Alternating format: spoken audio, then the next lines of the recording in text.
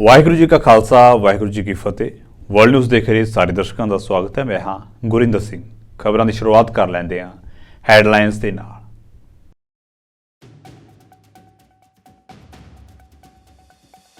ਸੰਯੁਕਤ ਰਾਸ਼ਟਰ ਦੇ ਮੰਚ ਤੋਂ ਫਲਸਤੀਨ ਦੇ ਰਾਜਦੂਤ ਨੇ ਇੱਕ ਵਾਰ ਮੁੜ ਜੰਗਬੰਦੀ ਦੀ ਕੀਤੀ ਮੰਗ। ਇਜ਼ਰਾਈਲ ਦੇ ਵੱਲੋਂ ਕੀਤੀ ਜਾ ਰਹੀ ਨਸਲਕੁਸ਼ੀ ਨੂੰ ਰੋਕਣ ਲਈ ਅੰਤਰਰਾਸ਼ਟਰੀ ਭਾਈਚਾਰੇ ਤੋਂ ਮੰਗੀ ਮਦਦ।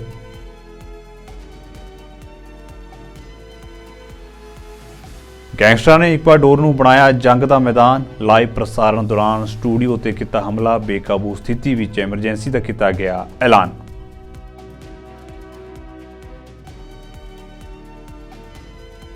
ਮਰਹੂਮ ਫੌਜੀ ਸ਼ਾਸਕ ਪਰਵੇਜ਼ ਮੁਸ਼ਰਫ ਦੇ ਮੁਕੱਦਮੇ ਦੀ ਸੁਪਰੀਮ ਕੋਰਟ ਨੇ ਕੀਤੀ ਸੁਣਵਾਈ। ਅਦਾਲਤ ਨੇ ਮੁਸ਼ਰਫ ਦੀ ਮੌਤ ਦੀ ਸਜ਼ਾ ਨੂੰ ਰੱਖਿਆ ਬਰਕਰਾਰ।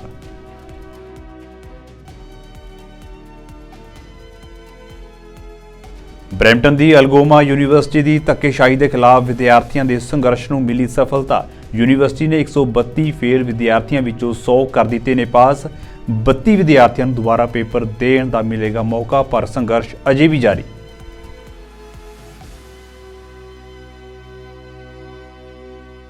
ਤੇ ਹੁਣ ਖਬਰਾਂ ਵਿਸਥਾਰ ਦੇ ਨਾਲ। ਇਕਵਾਡੋਰ ਦੇ ਵਿੱਚ ਹਾਲਾਤ ਬੇਕਾਬੂ ਹੋ ਚੁੱਕੇ ਨੇ। ਪੂਰੇ ਦੇਸ਼ ਦੇ ਵਿੱਚ ਗੈਂਗਸਟਰਾਂ ਦੇ ਗਰੁੱਪ ਸਰਕਾਰ ਦੇ ਲਈ ਵੱਡੀ ਸਿਰਦਰਦੀ ਬਣੇ ਹੋਏ ਨੇ। ਤਾਜ਼ਾ ਘਟਨਾ ਦੀ ਗੱਲ ਕਰੀਏ ਤਾਂ ਇਹਨਾਂ ਦੇ ਹੌਸਲੇ ਇੰਨੇ ਕੁ ਬੁਲੰਦ ਨੇ ਕਿ ਕੁਝ ਗੈਂਗਸਟਰਾਂ ਨੇ ਇੱਕ ਟੀਵੀ ਚੈਨਲ ਦੇ ਵਿੱਚ ਹਥਿਆਰਾਂ ਦੇ ਨਾਲ ਦਾਖਲ ਹੋ ਕੇ ਚੱਲਦੇ ਟੀਵੀ ਸ਼ੋਅ ਦੌਰਾਨ ਖੜਦੂਮ ਮਚਾਇਆ। ਇਸ ਸੰਬੰਧੀ ਵੇਖ ਲੈਂਦੇ ਹਾਂ ਇੱਕ ਖਾਸ ਰਿਪੋਰਟ। ਇਕਵਾਡੋਰ ਦੇ ਵਿੱਚ ਹਾਲਾਤ ਕਾਫੀ ਖਰਾਬ ਨੇ ਤੇ ਚਾਰੇ ਪਾਸੇ ਦਹਿਸ਼ਤ ਦਾ ਮਾਹੌਲ ਬਣਿਆ ਹੋਇਆ ਹੈ ਤੇ ਹੁਣ ਤਾਂ ਹਾਲਾਤ ਇੱਥੋਂ ਤੱਕ ਖਰਾਬ ਹੋ ਚੁੱਕੇ ਨੇ ਕਿ ਇੱਕ ਸਥਾਨਕ ਟੀਵੀ ਚੈਨਲ TC ਦੇ ਸਟੂਡੀਓ ਦੇ ਵਿੱਚ ਦੁਪਹਿਰ ਸਮੇਂ ਦੀਆਂ ਖਬਰਾਂ ਪ੍ਰਸਾਰਿਤ ਕੀਤੀਆਂ ਜਾ ਰਹੀਆਂ ਸਨ ਤੇ ਇਸੇ ਦੌਰਾਨ ਇੱਕ ਨਕਾਬਪੋਸ਼ ਵਿਅਕਤੀ ਸਟੂਡੀਓ ਦੇ ਵਿੱਚ ਆ ਵੜਿਆ ਅਤੇ ਹਥਿਆਰਾਂ ਦੇ ਨਾਲ ਉੱਥੇ ਮੌਜੂਦ ਲੋਕਾਂ ਨੂੰ ਧਮਕੀਆਂ ਦੇਣ ਲੱਗਿਆ। ਘੱਟੋ ਘੱਟ 15 ਮਿੰਟਾਂ ਤੱਕ ਟੀਵੀ ਪ੍ਰਸਾਰਣ ਦੇ ਵਿੱਚ ਧਮਕੀਆਂ ਅਤੇ ਡਰ ਦਾ ਪ੍ਰਸਾਰਣ ਕੀਤਾ ਗਿਆ। ਦੱਸ ਦਈਏ ਕਿ ਪਹਿਲਾਂ ਜਨਤਕ ਟੀਵੀ ਸਟੇਸ਼ਨ ਦੇ ਲਾਈਵ ਪ੍ਰਸਾਰਣ ਦੇ ਮੱਧ ਵਿੱਚ ਇੱਕ ਪਿਸਤੌਲ ਵਾਲਾ ਆਦਮੀ ਵਿਖਾਈ ਦਿੱਤਾ। ਉਸ ਤੋਂ ਬਾਅਦ ਇੱਕ ਸ਼ਾਟਗਨ ਵਾਲਾ ਦੂਜਾ ਆਦਮੀ, ਫਿਰ ਤੀਜਾ ਅਤੇ ਹੋਰ। ਇਸ ਤੋਂ ਬਾਅਦ ਚੈਨਲ ਦੇ ਮੁਲਾਜ਼ਮਾਂ ਨੂੰ ਸੈੱਟ ਉੱਤੇ ਲਿਆਂਦਾ ਗਿਆ ਅਤੇ ਲੇਟਣ ਦਾ ਹੁਕਮ ਦਿੱਤਾ ਗਿਆ। ਫਿਰ ਗੋਲੀਆਂ ਦੀ ਆਵਾਜ਼ ਆਉਂਦੀ ਹੈ ਤੇ ਉੱਥੇ ਮੌਜੂਦ ਆਮ ਲੋਕ ਡਰ ਕਾਰਨ ਚੀਕਣ ਲੱਗ ਪੈਂਦੇ ਨੇ। ਨਕਾਬਪੋਸ਼ ਬੰਦੂਕਧਾਰੀਆਂ ਦੇ ਵੱਲੋਂ ਨਿਊਜ਼ ਸਟਾਫ ਉੱਤੇ ਬੰਦੂਕਾਂ ਤਾਣ ਲਈਆਂ ਜਾਂਦੀਆਂ ਨੇ। ਕਿਸੇ ਨੇ ਕਿਹਾ ਹੈ ਕਿ ਸ਼ੂਟ ਨਾ ਕਰੋ।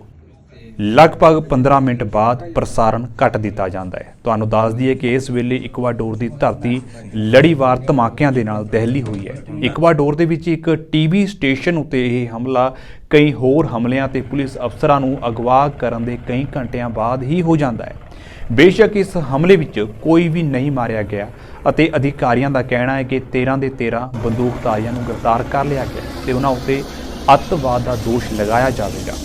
ਰਾਸ਼ਟਰਪਤੀ ਡੈਨੀਅਲ ਨੋਬੋਆ, ਜੋ ਨਵੰਬਰ ਦੇ ਵਿੱਚ ਦੱਖਣੀ ਅਮਰੀਕੀ ਦੇਸ਼ ਵਿੱਚ ਸ਼ਾਂਤੀ ਲਿਆਉਣ ਦੇ ਵਾਅਦੇ ਨਾਲ ਸੱਤਾ ਵਿੱਚ ਆਏ ਸਨ, ਉਹਨਾਂ ਨੇ ਇੱਕ ਫਰਮਾਨ ਜਾਰੀ ਕਰਦਿਆਂ ਕਿਹਾ ਹੈ ਕਿ ਹਿੰਸਾ ਨਾਲ ਗ੍ਰਸਤ ਦੇਸ਼ ਇੱਕ ਅੰਦਰੂਨੀ ਹਥਿਆਰਬੰਦ ਸੰਘਰਸ਼ ਦੇ ਵਿੱਚ ਦਾਖਲ ਹੋ ਚੁੱਕਿਆ ਹੈ।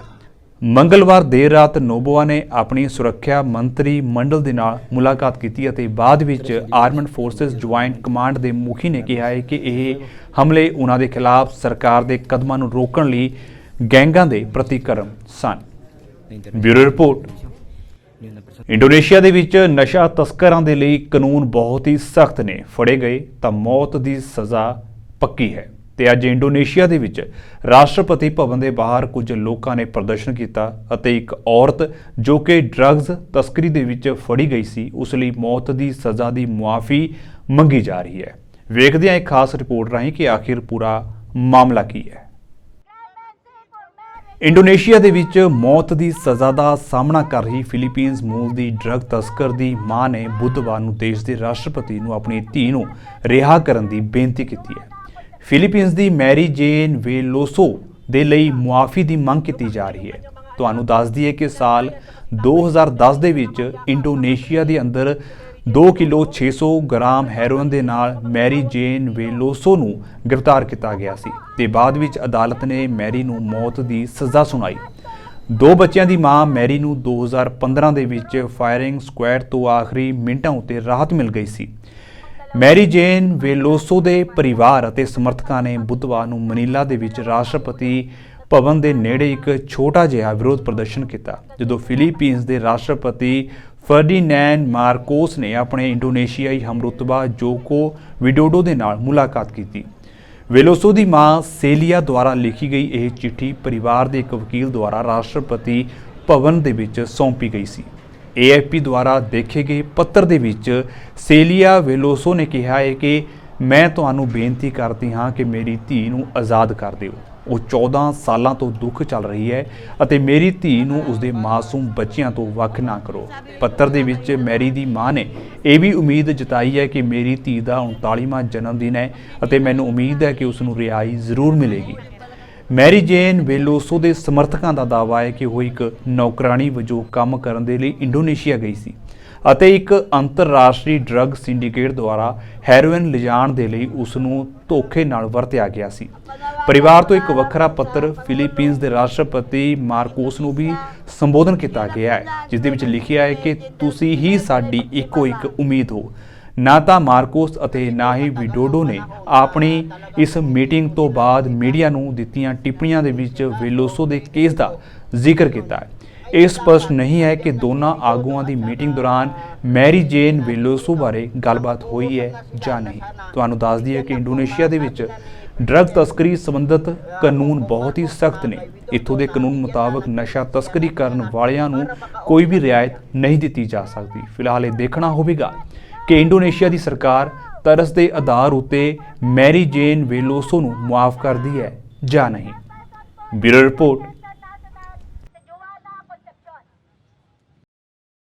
ਬ੍ਰਿਟੇਨ ਦੇ ਪ੍ਰਧਾਨ ਮੰਤਰੀ ਰਿਸ਼ੀ ਸੁਨਕ ਨੇ ਕਿਹਾ ਹੈ ਕਿ ਸਰਕਾਰ ਉਸ ਘੁਟਾਲੇ ਦੇ ਵਿੱਚ ਮੁਆਵਜ਼ਾ ਦੇਣ ਦੀ ਤਿਆਰੀ ਕਰ ਰਹੀ ਹੈ ਜਿਸ ਦੇ ਵਿੱਚ ਸੈਂਕੜੇ ਸਬ ਪੋਸਟ ਮਾਸਟਰਾਂ ਉੱਤੇ ਧੋਖਾਧੜੀ ਦਾ ਦੋਸ਼ ਲਗਾਇਆ ਗਿਆ ਸੀ। ਝੂਠੇ ਦੋਸ਼ਾਂ ਦਾ ਸਾਹਮਣਾ ਕਰਨ ਵਾਲਿਆਂ ਵਿੱਚ ਭਾਰਤੀ ਮੂਲ ਦੇ ਵੀ ਕਈ ਲੋਕ ਸ਼ਾਮਲ ਹਨ।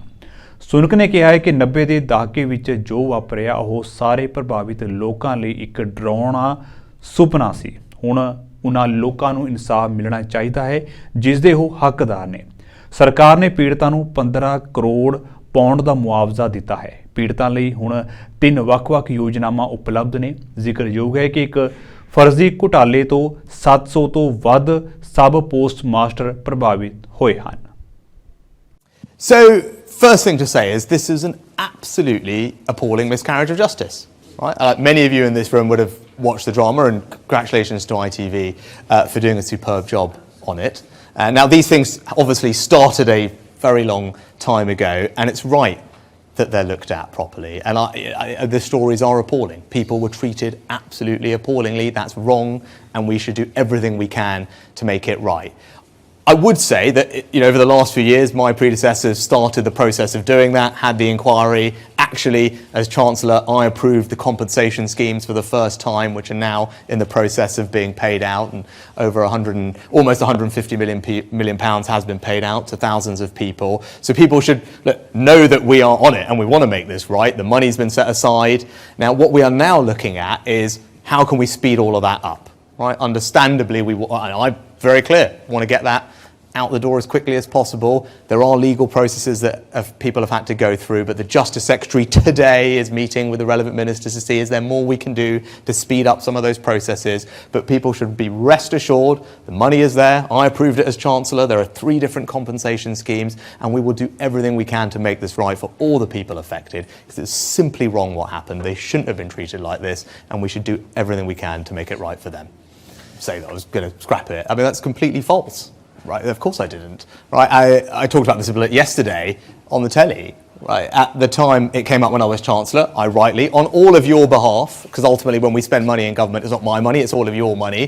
What you need is your Chancellor to ask some probing questions of something. That's part of their job, is to scrutinise money that's being spent on your behalf, and of course that's what I did, right, as you would expect me to, and quite frankly if I didn't do that you tell me I'm not doing a good job, and of course I did that, but ultimately we funded this scheme because I believe in this scheme, and I talked about it in my remarks. We need a deterrent. ਭਾਰਤੀ ਤੇਜ਼ ਗੇਂਦਬਾਜ਼ ਮੁਹੰਮਦ ਸ਼ਮੀ ਨੂੰ ਭਾਰਤ ਦੇ ਰਾਸ਼ਟਰਪਤੀ ਦ੍ਰੋਪਦੀ ਮੁਰਮੂ ਨੇ ਅਰਜੁਨ ਪੁਰਸਕਾਰ ਦੇ ਨਾਲ ਸਨਮਾਨਿਤ ਕੀਤਾ। ਵਨਡੇ ਵਿਸ਼ਵ ਕੱਪ 2023 ਦੇ ਵਿੱਚ ਉਸਦੇ ਸਨਸਨੀਖੇਜ਼ ਪ੍ਰਦਰਸ਼ਨ ਤੋਂ ਬਾਅਦ ਭਾਰਤੀ ਕ੍ਰਿਕਟ ਕੰਟਰੋਲ ਬੋਰਡ ਨੇ ਸ਼ਮੀ ਦੇ ਨਾਮ ਦੀ ਸਿਫਾਰਿਸ਼ ਕੀਤੀ ਸੀ। ਸ਼ਮੀ ਨੇ ਵਿਸ਼ਵ ਕੱਪ 2023 ਦੇ ਵਿੱਚ 24 ਵਿਕਟਾਂ ਲੈ ਕੇ ਟੂਰਨਾਮੈਂਟ ਦੇ ਵਿੱਚ ਸਰਵੋਤਮ ਗੇਂਦਬਾਜ਼ ਵਜੋਂ ਆਪਣਾ ਨਾਮ ਕਮਾਇਆ।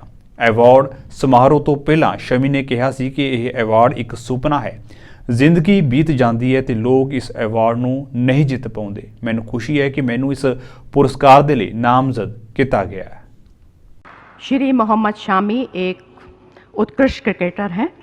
2023 में भारत में आयोजित आईसीसी क्रिकेट विश्व कप में उपविजेता पुरुष टीम, 2023 में इंग्लैंड लंदन में आयोजित आईसीसी विश्व टेस्ट चैंपियनशिप में उपविजेता पुरुष team. Shri Mohammad Shami ICC cricket विश्व कप में भारत के सबसे ज़्यादा विकेट लेने वाले गेंदबाज हैं। श्री मोहम्मद शामी को क्रिकेट में उनकी उत्कृष्ट उपलब्धियों को मान्यता प्रदान करते हुए वर्ष 2023 के लिए अर्जुन पुरस्कार प्रदान किया जाता है। श्री मोहम्मद शामी।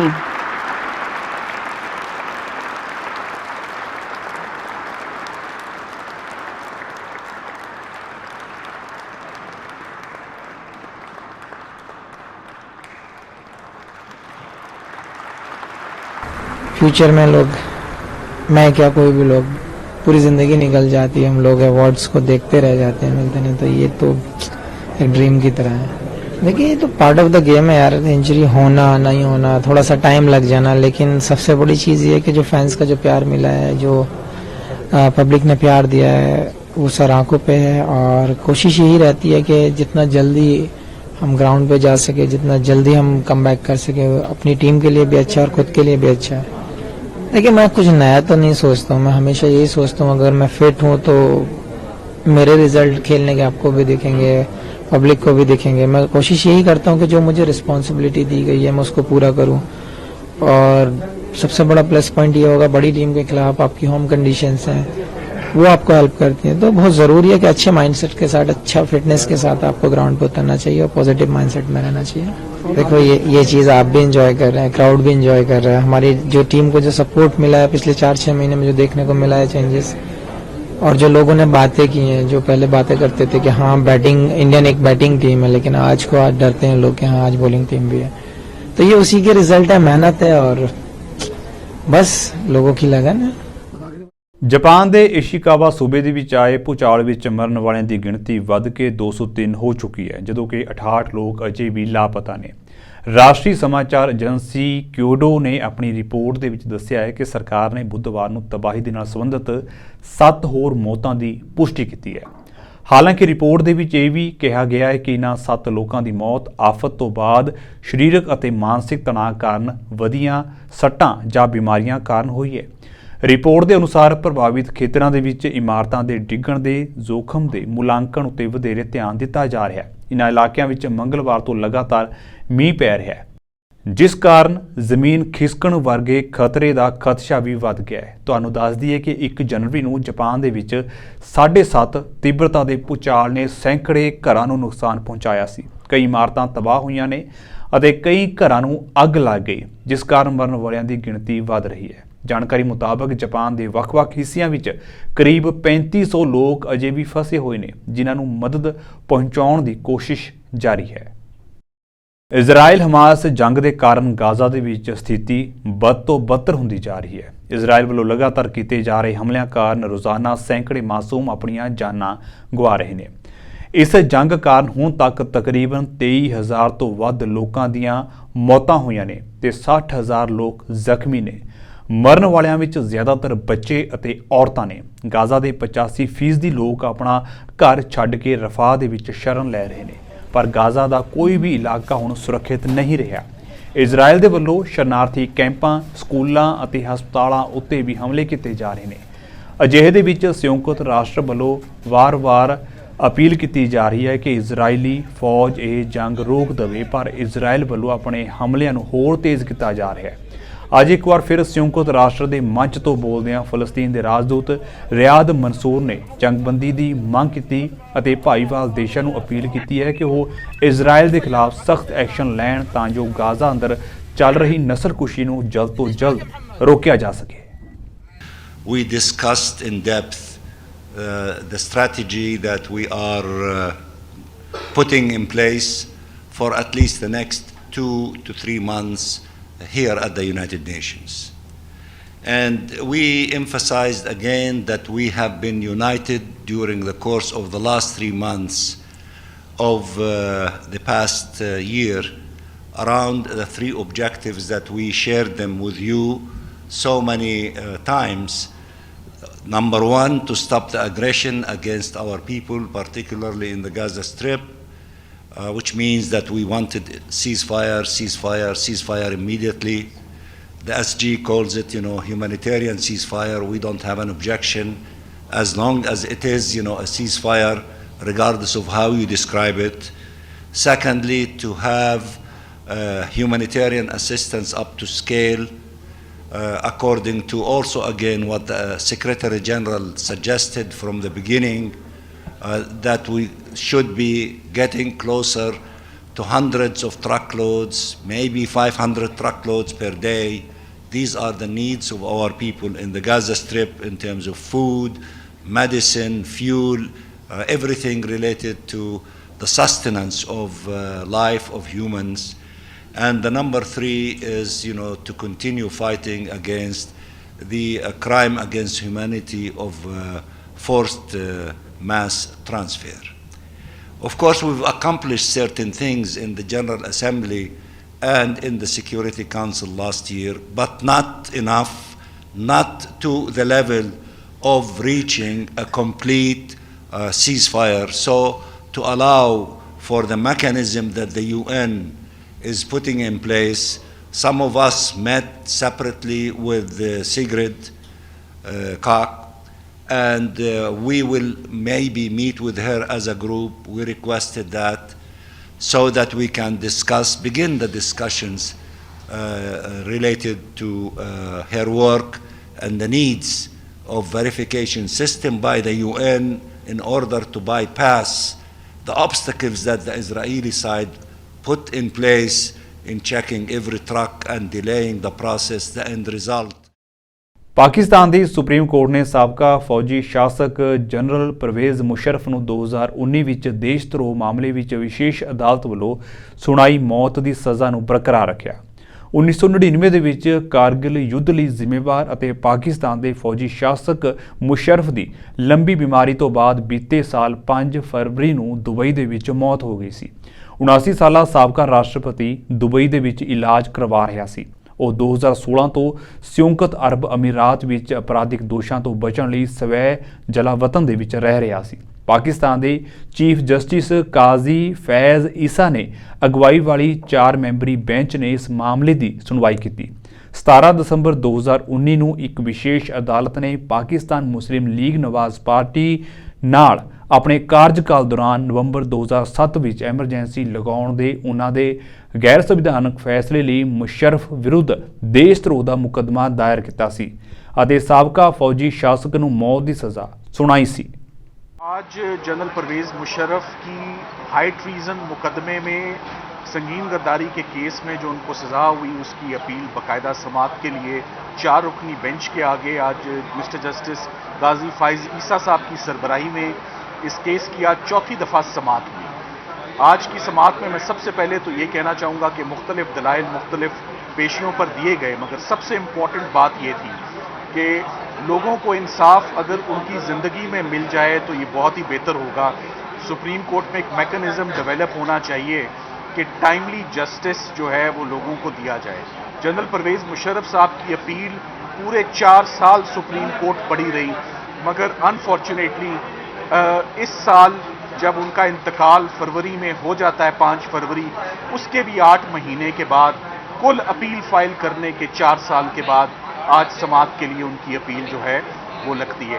आपने हालिया ये भी देखा कि जुल्फ़कार अली भुट्टो साहब का भी केस बहुत ताख़ीर के साथ उनकी वफ़ात के बाद इतने सालों के बाद दोबारा मिसकैरेज ऑफ जस्टिस या करेक्टनेस ऑफ कन्विक्शन को देखने के लिए ये अपील जो है वो लगी।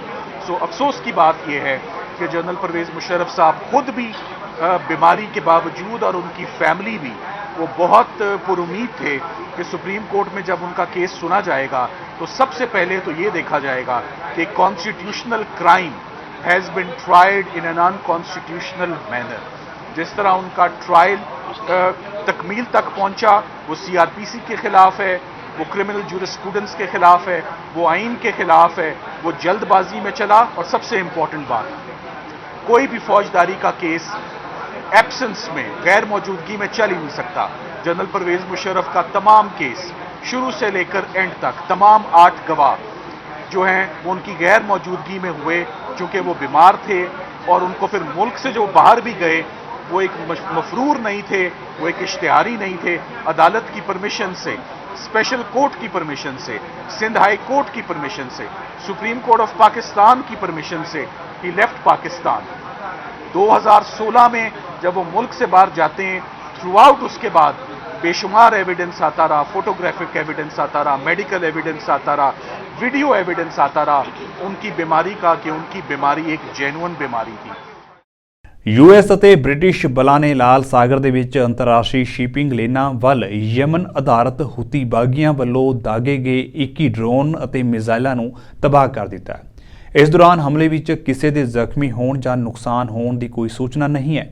ਹੁਤੀ ਬਾਗੀਆਂ ਨੇ ਲਾਲ ਸਾਗਰ ਦੇ ਵਿੱਚ ਵਪਾਰਕ ਜਹਾਜ਼ਾਂ ਉੱਤੇ ਹਮਲੇ ਤੇਜ਼ ਕੀਤੇ ਹੋਏ ਨੇ। ਪੈਂਟਾਗਨ ਨੇ ਇਸ ਸੰਬੰਧੀ ਜਾਣਕਾਰੀ ਦਿੱਤੀ। ਪੈਂਟਾਗਨ ਨੇ ਕਿਹਾ ਹੈ ਕਿ ਇਜ਼ਰਾਈਲ ਹਮਾਸ ਜੰਗ ਦੇ ਕਾਰਨ ਈਰਾਨ ਸਮਰਥਿਤ ਹੁਤੀ ਬਾਗੀਆਂ ਨੇ ਲਾਲ ਸਾਗਰ ਵਿੱਚ ਵਪਾਰਕ ਜਹਾਜ਼ਾਂ ਉੱਤੇ ਹਮਲੇ ਤੇਜ਼ ਕਰ ਦਿੱਤੇ ਨੇ। ਦੱਸ ਦਈਏ ਕਿ ਅਮਰੀਕੀ ਅਤੇ ਬ੍ਰਿਟਿਸ਼ ਬਲਾਂ ਨੇ 18 ਡਰੋਨ, 2 ਐਂਟੀ-ਸ਼ਿਪ ਕਰੂਜ਼ ਮਿਜ਼ਾਈਲਾਂ ਅਤੇ ਇੱਕ ਐਂਟੀ-ਸ਼ਿਪ ਬੈਲਿਸਟਿਕ ਮਿਜ਼ਾਈਲ ਨੂੰ ਤਬਾਹ ਕੀਤਾ ਹੈ। The United Nations is playing an indispensable role in addressing the immense humanitarian needs in Gaza. There is simply no alternative. UN personnel and other aid workers in Gaza are demonstrating extraordinary courage by continuing to provide life-saving services in what are extremely challenging conditions. I spoke last night with the UN's new senior humanitarian and reconstruction coordinator for Gaza, Sigrid Kaag, about all of these efforts that are underway. Now, Sigrid Kaag is someone I worked very closely with a few years ago when she led the UN mission that destroyed the Assad regime's chemical weapons in Syria. So I can say from experience, she has what it takes to get this job done. She has America's full support. She must have Israel's as well. Today we also discussed the phased transition of Israel's military campaign in Gaza.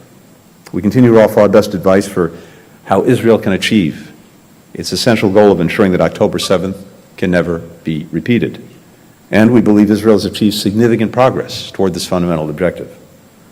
As Israel's campaign moves to a lower intensity phase in northern Gaza, and as the IDF scales down its forces there, we agreed today on a plan for the UN to carry out an assessment mission. It will determine what needs to be done to allow displaced Palestinians to return safely to homes in the north. Now, this is not going to happen overnight. There are serious security, infrastructure, and humanitarian challenges. But the mission will start a process that evaluates these obstacles and how they can be overcome. In today's meetings, I was also crystal clear. Palestinian civilians must be able to return home as soon as conditions allow. They must not be pressed to leave Gaza. As I told the Prime Minister, the United States unequivocally rejects any proposals advocating for the resettlement of Palestinians outside of Gaza. And the Prime Minister reaffirmed to me today that this is not the policy of Israel's government. Canada ਵਿੱਚ Algoma university ਵਿਰੁੱਧ ਸੰਘਰਸ਼ ਕਰ ਰਹੇ ਵਿਦਿਆਰਥੀਆਂ ਨੂੰ 6ਵੇਂ ਦਿਨ ਇਨਸਾਫ ਦੀ ਉਮੀਦ ਨਜ਼ਰ ਆਈ ਹੈ। ਵਿਦਿਆਰਥੀਆਂ ਮੁਤਾਬਕ ਯੂਨੀਵਰਸਿਟੀ 132 ਵਿੱਚੋਂ 100 ਵਿਦਿਆਰਥੀਆਂ ਨੂੰ ਪਾਸ ਕਰਨ ਉੱਤੇ ਸਹਿਮਤ ਹੋ ਗਈ ਹੈ, ਜਦਕਿ ਬਾਕੀ ਰਹਿੰਦੇ 32 ਵਿਦਿਆਰਥੀਆਂ ਬਾਰੇ ਕੁਝ ਦਿਨਾਂ ਤੱਕ ਫੈਸਲਾ ਹੋਵੇਗਾ। ਜਾਣਕਾਰੀ ਦੇ ਅਨੁਸਾਰ ਕੁਝ ਵਿਦਿਆਰਥੀਆਂ ਨੇ ਪੜ੍ਹਾਈ ਦੇ ਵਿੱਚ ਘੱਟ ਅਤੇ ਕੰਮ ਵਿੱਚ ਵਧੇਰੇ ਦਿਲਚਸਪੀ ਵਿਖਾਈ ਹੈ। ਇਸ ਦੌਰਾਨ ਕਈ ਵਿਦਿਆਰਥੀਆਂ ਨੂੰ ਮੁੜ ਪੇਪਰ ਦੇਣ ਦਾ ਮੌਕਾ ਮਿਲ ਸਕਦਾ ਹੈ। ਵਿਦਿਆਰਥੀਆਂ ਦਾ ਕਹਿਣਾ ਹੈ ਕਿ ਉਹ ਯੂਨੀਵਰਸਿਟੀ ਦੇ ਇਸ ਫੈਸਲੇ ਤੋਂ ਨਾਖੁਸ਼ ਨੇ। ਵਿਦਿਆਰਥੀਆਂ ਦਾ ਕਹਿਣਾ ਹੈ ਕਿ ਸੰਘਰਸ਼ ਦੀ ਜਿੱਤ ਹੋ ਗਈ ਹੈ, ਪਰ ਇਹ ਅਧੂਰੀ ਹੈ, ਜਿਸ ਕਰਕੇ ਸ਼ੁੱਕਰਵਾਰ ਨੂੰ ਅੰਤਿਮ ਫੈਸਲਾ ਆਉਣ ਤੱਕ ਸੰਘਰਸ਼ ਜਾਰੀ ਰੱਖਿਆ ਜਾਵੇਗਾ। ਤੁਹਾਨੂੰ ਦੱਸ ਦਈਏ ਕਿ ਇਸ ਯੂਨੀਵਰਸਿਟੀ ਉੱਤੇ ਵਿਦਿਆਰਥੀਆਂ ਦੇ ਵੱਲੋਂ ਇਲਜ਼ਾਮ ਲਗਾਏ ਜਾ ਰਹੇ ਨੇ ਕਿ ਯੂਨੀਵਰਸਿਟੀ ਦੇ ਵੱਲੋਂ ਜਾਣਬੁੱਝ ਕੇ ਵਿਦਿਆਰਥੀਆਂ ਨੂੰ ਫੇਲ ਕੀਤਾ ਗਿਆ ਹੈ। 132 ਸਟੂਡੈਂਟ ਫੇਲ ਕੀਤੇ ਗਿਆ ਉਹ ਪ੍ਰੋਫੈਸਰ ਦੁਆਰਾ, ਤੇ ਉਹਨਾਂ ਨੇ ਮਤਲਬ ਮੇਲ ਪਾ ਕੇ ਵੀ ਸਟੂਡੈਂਟ ਨੋਟੀਫਿਕੇਸ਼ਨ ਦਿੱਤੀ ਸੀ ਤੇ ਵੀ 100 ਸਟੂਡੈਂਟ ਪਾਸ ਕਰ ਦਿੱਤੇ ਗਏ ਆ, ਤੇ ਜਿਹੜੇ 32 ਸਟੂਡੈਂਟ ਆ ਉਹ ਮਤਲਬ ਫੇਲ ਕੀਤੇ ਗਏ। ਤੇ ਉਹਨਾਂ ਨੂੰ ਅਸੀਂ ਇਹ ਵੀ ਡਿਮਾਂਡ ਕੀਤੀਆਂ ਵੀ ਉਹ 32 ਹੀ ਸਟੂਡੈਂਟ ਕਿਉਂ ਫੇਲ ਕੀਤੇ ਗਏ, ਕਿਉਂਕਿ ਟੋਟਲ 132 ਸੀ। ਜੇ 100 ਨੂੰ ਪਾਸ ਕਰ ਸਕਦੇ, 100 ਸਟੂਡੈਂਟ ਦੇ ਫੇਲ ਹੋਣ ਦੇ ਵਿੱਚ ਉਹਨਾਂ ਦੀ ਗਲਤੀ ਹੈ, ਤਾਂ ਉਹ 32 ਸਟੂਡੈਂਟ ਦੇ ਫੇਲ ਹੋਣ ਦੇ ਵਿੱਚ ਵੀ ਉਹਨਾਂ ਦੀ ਗਲਤੀ ਹੈ। ਰੀਵੈਲੂਏਸ਼ਨ 132 ਸਟੂਡੈਂਟਾਂ ਦੀ 2-3 ਦਿਨਾਂ ਦੇ ਵਿੱਚ, ਜਿਵੇਂ ਇਹਨਾਂ ਨੇ 2-3 ਦਿਨਾਂ ਵਿੱਚ ਕੀਤੀ ਆ, ਉਹ ਨਹੀਂ ਹੋ ਸਕਦੀ। ਕਿਉਂ ਉਹ ਇਸ ਕਰਕੇ ਨਹੀਂ ਹੋ ਸਕਦੀ ਕਿਉਂਕਿ ਉਹਨਾਂ ਨੇ 32 ਸਟੂਡੈਂਟ ਦੀ ਰੀਵੈਲੂਏਸ਼ਨ ਕਰਨ ਵਾਸਤੇ 5 ਦਿਨ ਮੰਗੇ ਆ ਜੇ, ਤਾਂ ਕਿ ਉਹਨਾਂ ਨੇ ਪਿਛਲੇ 100 ਸਟੂਡੈਂਟਾਂ ਦੇ ਉਹਨਾਂ ਦੀ ਰੀਵੈਲੂਏਸ਼ਨ ਉਹਨਾਂ ਨੇ 3 ਦਿਨਾਂ ਦੇ ਵਿੱਚ ਹੀ ਕਰ ਲਈ। ਅਸੀਂ ਇਸੇ ਕਰਕੇ ਉਹਨਾਂ ਨਾਲ ਕਿਨਾਂ ਇਸ ਚੀਜ਼ ਤੋਂ ਐਗਰੀ ਨਹੀਂ ਹੋਇਆ। ਉਹਨਾਂ ਨੇ ਅੱਜ ਗ੍ਰੇਡ ਅਪਗ੍ਰੇਡ ਕਰ ਦਿੱਤੇ ਆ। ਅਸੀਂ ਇਸੇ ਕਰਕੇ ਕਿਨਾਂ ਉਹਨਾਂ 'ਤੇ ਕੁਐਸਚਨ ਉਠਾ ਰਹੇ ਹਾਂ ਵੀ ਸਾਰੇ ਸਟੂਡੈਂਟ ਨੂੰ 25 ਮਾਰਕਸ ਨਾਲ ਹੀ ਕਿਉਂ ਅਪਡੇਟ ਕੀਤਾ ਗਿਆ, ਕਿਉਂਕਿ ਸਾਰੇ ਸਟੂਡੈਂਟਾਂ ਦਾ ਲੈਵਲ ਅੱਡ ਹੁੰਦਾ। ਕੋਈ ਜ਼ਿਆਦਾ ਪੜ੍ਹਨ ਵਾਲਾ ਹੁੰਦਾ, ਕੋਈ ਘੱਟ ਵਾਲਾ ਹੁੰਦਾ, ਤੇ ਸਾਰਿਆਂ ਨੂੰ 25 ਮਾਰਕਸ ਹੀ ਕਿਉਂ ਦਿੱਤੇ ਗਏ ਆ? ਕਿਉਂਕਿ ਕਿਸੇ ਦਾ ਕੋਈ ਜ਼ਿਆਦਾ ਵੀ ਡਿਜ਼ਰਵ ਕਰਦਾ ਸੀਗਾ ਤਾਂ ਉਹ ਵੀ 25, ਜੇ ਕੋਈ ਘੱਟ ਕਰਦਾ ਸੀ ਤਾਂ ਉਹ ਵੀ 25। ਪ੍ਰੋਟੈਸਟ ਨਾ ਹੁੰਦਾ ਕਿ ਉਹ 100 ਜਿਹੜਾ ਪਾਸ ਕੀਤਾ ਦੋ ਦਿਨਾਂ ਦੇ ਵਿੱਚ ਉਹਨੇ ਤਾਂ ਇਹਨਾਂ ਦਾ 3500 ਗੁਣਾ ਤੁਸੀਂ 100 ਕਰ ਲਓ, ਉਹ ਇੱਕ 3.5 ਲੱਖ ਵੀ ਬਣ ਗਿਆ। ਉਹ ਇੱਕ ਕਮਾਈ ਦਾ ਜ਼ਰੀਆ। ਇਹ ਫਿਰ ਐਜੂਕੇਸ਼ਨ ਤਾਂ ਹੈ ਨਹੀਂ, ਇੱਕ ਸਕੈਮ ਆ ਸਟੂਡੈਂਟਾਂ ਦੇ ਨਾਲ। ਵੀ 3500 ਅਰਨ ਕਰਨ ਲਈ ਸਟੂਡੈਂਟ ਨੂੰ 3 ਮਹੀਨੇ ਲੱਗਦੇ ਆ, ਮਤਲਬ ਸੇਵਿੰਗ ਕਰਨ ਲਈ। ਠੀਕ ਹੈ, ਤੇ ਤੁਸੀਂ ਇਹ ਹਿਸਾਬ ਲਾ ਲਓ ਵੀ ਜੇ ਅਸੀਂ ਨਾ ਬੋਲਦੇ, ਬਹੁਤ ਲੋਕ ਆ ਜਿਹੜੇ ਮਤਲਬ ਸਾਡੇ ਕਮਿਊਨਿਟੀ ਦੇ ਵੀ ਆ ਵਿੱਚ, ਵੀ ਜਿਹੜੇ ਕਹਿ ਰਹੇ ਵੀ ਚੁੱਪ ਕਰਕੇ ਧਰਨਾ ਲਾ ਲੈਂਦੇ, ਉਹ ਕਰ ਲੈਂਦੇ ਆ। ਵੀ ਸਾਰੇ ਪਹਿਲਾਂ ਸੇਮ ਸਿਚੁਏਸ਼ਨ ਦੇ ਵਿੱਚ ਸੀਗੇ, ਕਿਉਂ ਤੁਸੀਂ ਉਹ 32 ਰੱਖੇ ਆ ਤੇ ਕਿਉਂ ਤੁਸੀਂ ਉਹ 100 ਫੇਲ ਕੀਤੇ ਆ? ਅਸੀਂ ਸਾਡੇ ਲਈ ਤਾਂ ਸਾਰੇ 132 ਦੇ 132 ਸਾਰੇ ਸਿਸਟਮ ਸਾਰੇ ਸਟੂਡੈਂਟ ਇਕੁਅਲ ਸੀਗੇ। ਤਾਂ ਹੁਣ ਜੇ ਇਹਨਾਂ ਨੇ ਜੇ 100 ਪਾਸ ਕਰਕੇ ਜੇ 32 ਰੱਖ ਲਿਆ ਤਾਂ ਸਾਨੂੰ ਉਹਦਾ ਕਲੈਰੀਫਿਕੇਸ਼ਨ ਦੇਣ।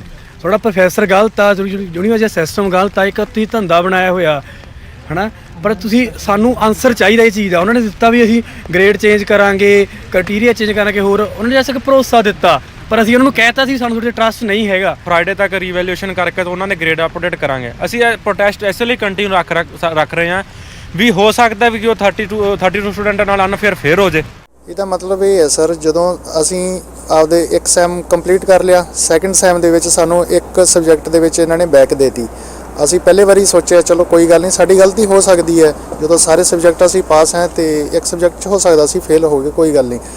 ਅਸੀਂ ਦੁਬਾਰਾ ਅਟੈਂਪਟ ਕੀਤਾ। 4 ਮਹੀਨੇ ਸਾਡੇ ਕੋਲ ਕੰਮ ਵੀ ਹੈ ਨਹੀਂ ਸੀਗਾ, ਸਾਡੇ ਕੋਲ ਇੱਕ ਹੀ ਸਬਜੈਕਟ ਸੀਗਾ ਸਟੱਡੀ ਕਰਨ ਵਾਸਤੇ। ਅਸੀਂ ਪੂਰੀ ਸਟੱਡੀ ਕਰਕੇ ਸਾਰੀਆਂ ਅਸਾਈਨਮੈਂਟ ਕੰਪਲੀਟ ਕਰਕੇ ਕੁਇਜ਼ਸ ਸਾਰੇ ਦੇ ਕੇ ਤੇ ਅਸੀਂ ਉਹਨਾਂ ਨੂੰ ਸਬਮਿਟ ਕਰਵਾਤਾ, ਪਰ ਇਹਨਾਂ ਨੇ ਫਿਰ ਸਾਨੂੰ ਫੇਲ ਕਰਤਾ।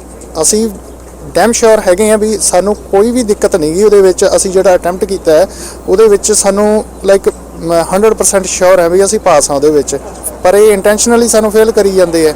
ਇਹਨਾਂ ਨੇ ਰੇਸ਼ੋ ਰੱਖ ਰੱਖਿਆ ਹੈ ਵੀ ਅੱਧੇ ਸਟੂਡੈਂਟ ਪਾਸ ਕਰ ਦਿਓ, ਅੱਧੇ ਫੇਲ ਕਰ ਦਿਓ। ਅਸੀਂ ਸੈਕਿੰਡ ਟਾਈਮ ਫੇਲ ਹੋਏ ਹੋਏ ਸਟੂਡੈਂਟ ਹੈ, ਸਾਡੇ 70-80 ਸਟੂਡੈਂਟ ਸੈਕਿੰਡ ਟਾਈਮ ਫੇਲ ਹੋਏ ਹੋਏ ਆ, ਜਿਨ੍ਹਾਂ 'ਚ ਅੱਧੇ ਸੈਕਿੰਡ ਟਾਈਮ, ਅੱਧੇ ਫਸਟ ਟਾਈਮ ਵੀ ਹੈਗੇ ਆ। ਸੋ ਫਿਲਹਾਲ ਦੇ ਲਈ ਵਰਲਡ ਨਿਊਜ਼ ਦੇ ਵਿੱਚ ਇੰਨਾ ਹੀ। ਤੁਹਾਨੂੰ ਮੈਨੂੰ ਇਜਾਜ਼ਤ ਦਿਓ। ਵਾਹਿਗੁਰੂ ਜੀ ਕਾ ਖਾਲਸਾ, ਵਾਹਿਗੁਰੂ ਜੀ ਕੀ ਫਤਿਹ।